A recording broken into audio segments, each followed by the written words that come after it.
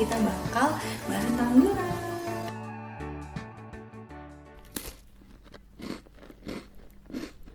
Gula adalah karbohidrat yang cepat dan gampang banget diolah di dalam tubuh. Karena rasanya yang manis, otomatis gula juga bisa mempermanis adonan di dalam cookie. Tapi ternyata nggak cuma itu.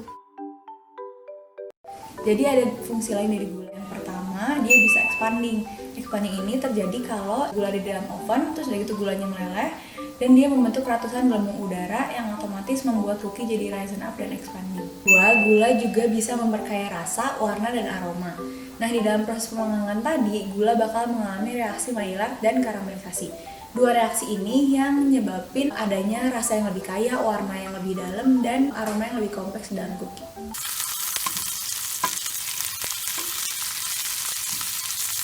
Gula juga bisa melunakkan. Di dalam adonan, gula dan air ini bakal membentuk ikatan yang memungkinkan untuk mengunci kelembaban di dalam cookie. Otomatis cookie yang dihasilkan bakal jadi lembut dan crumbly. Gula juga bisa mengawetkan. Konsentrasi gula yang tinggi dapat mengunci kelembaban di dalam cookie. Nah, tanpa air yang cukup, bakteri nggak akan bisa tumbuh. Yang pertama ada gula putih. Gula putih ini pasti ada di pikiran banyak orang pertama kali kalau lagi ngomongin gula. Karena kebanyakan orang di rumahnya pasti punya gula putih di dapur. Nah, gula putih ini terbuat dari ekstrak tebu atau ekstrak wheat yang dikristalin. Gula putih ini nggak punya warna, nggak punya bau, dan cenderung bersifat netral. Dan karena sifat netral ini, akhirnya baking soda sama gula ini nggak bersahabat. Makanya cookie yang dihasilkan ini bakal lebih ke expanding daripada raisin up. Terus karena kandungan gula putih ini kebanyakan sukrosa, makanya reaksi Maillard nggak akan terjadi. Jadi cookie yang dihasilkan ini nanti bakal lebih flat dari segi rasa, warna, dan aroma. Yang kedua ada gula palem. Gula ini sering juga disebut gula pasir coklat. Makanya sering terjadi kesalahan info antara brown sugar dan gula palem. Padahal gula palem ini terbuat dari sari nira atau batang tanaman palem yang dikeringin terus habis itu dihancurin jadi butiran kecil. Walaupun secara rasa dan aroma gula palem ini mirip sama brown sugar, tapi kelembaban yang ada di gula palem ini nggak setinggi brown sugar. Makanya hipotesisnya cookie yang dihasilin itu nanti bakal lebih padat dan lebih kering. Yang ketiga ada tepung gula. Tepung gula ini terbuat dari gula putih yang ditumbuk halus, diayak, terus ditambahin tepung jagung. Nah, menurut hipotesis, tepung jagung inilah yang ngebuat cookie-nya nanti bakal jadi tetap lembut dan mencegah terjadinya expanding. Selain 4 gula tadi, kita juga ngelakuin eksperimen pakai bahan pengganti gula yang biasa kita temuin di rumah. Yang pertama ada susu kental manis atau SKM. SKM ini terbuat dari susu sapi yang kandungan airnya dihilangin sekitar 60% dan ditambahin gula. Nah, nanti hipotesisnya cookie yang dihasilin bakal lebih lembut dan lebih lembut. Selanjutnya ada madu. Madu ini adalah bahan makanan yang kental, manis, dan dibuat oleh lebah dari nektar bunga.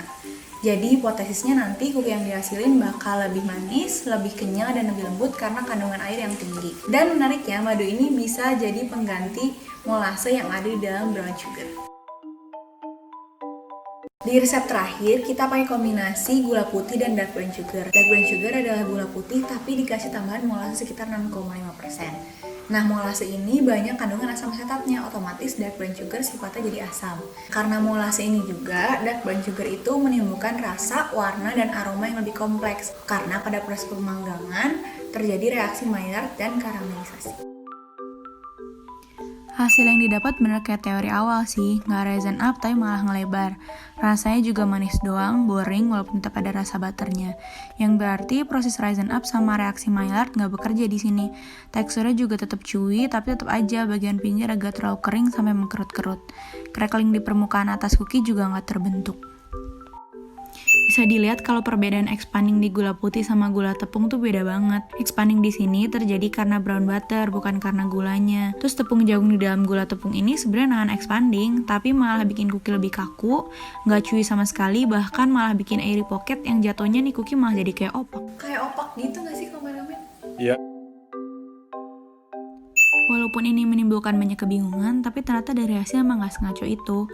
Chewy-nya tetap ada, expanding-nya cukup, nggak berlebihan, raisin up-nya juga lumayan, makanya jadi ada crackling di permukaan. Warnanya juga jadi lebih deep setelah di-bake, berarti kemungkinan reaksi Maillard dan karamelisasi terjadi di sini. Tapi rasanya ya gitu aja, manis gula merah. Kurang tapi ya lumayan lah.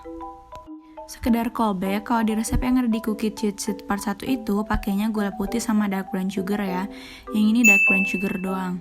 Dan lagi-lagi chewy banget, moist di dalamnya, cracklingnya juga ada, expanding dan rising up-nya juga oke, tapi rasanya nggak balance, cuma ada manis doang terlalu giung.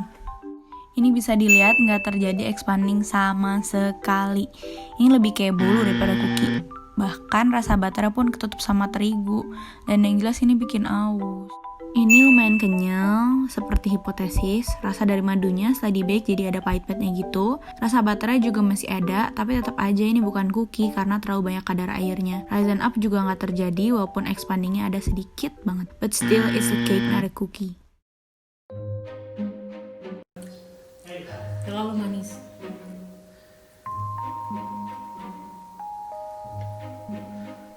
Gula coklat. Manis juga. SKM. Bolu, madu ya? Lumayan. Terlalu keras. Alam. Lumayan.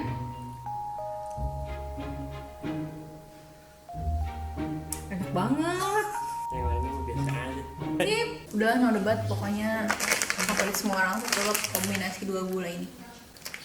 Udah deh, thanks for watching, sampai ketemu di video selanjutnya.